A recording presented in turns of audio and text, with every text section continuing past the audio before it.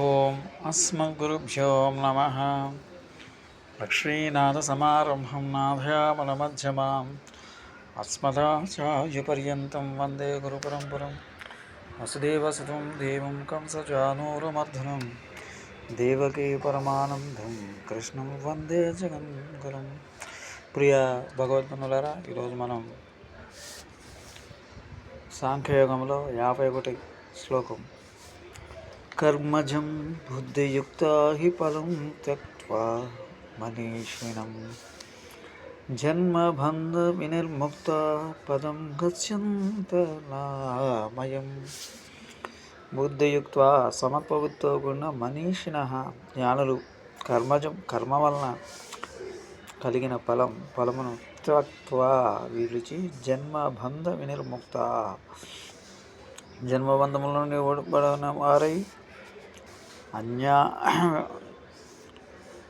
అనామయం ఉపద్రవరహితమైన పదం మోక్షపదము గచ్చంతి పొందుతున్నారు.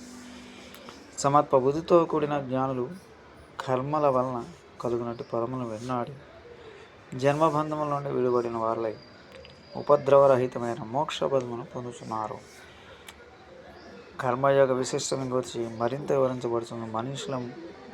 మనుషులనగా బుద్ధిమంతులను అర్థం. వివేక జ్ఞాన సంపన్నులే మనుషులు వారికి కర్మల బంధనములు కావు. కారణమేమైనా బంధనమును కలిగించే ఫలాసక్తిని వారు త్యాగం చేసిన కర్మల వారికి చిత్తశుద్ధిని కలిగించి మోక్ష హేతువులవుతున్నది. జన్మహేతు ఫలాసక్తి లేనున్న అట్టివారికి పునర్జన్మ లేదు. సమస్త బంధనములు నశించుట నిష్కామ కర్మే పరమ సాధనమని తెలుపబడుచున్నాం. మోక్షపదమని అలామయమని చెప్పబడను. ప్రపంచమందు గల గొప్ప గొప్ప పదవులని నశించుకున్న దుఃఖరహితమందే మోక్ష పదవి గురించి అలామయమని తెలుపబడను.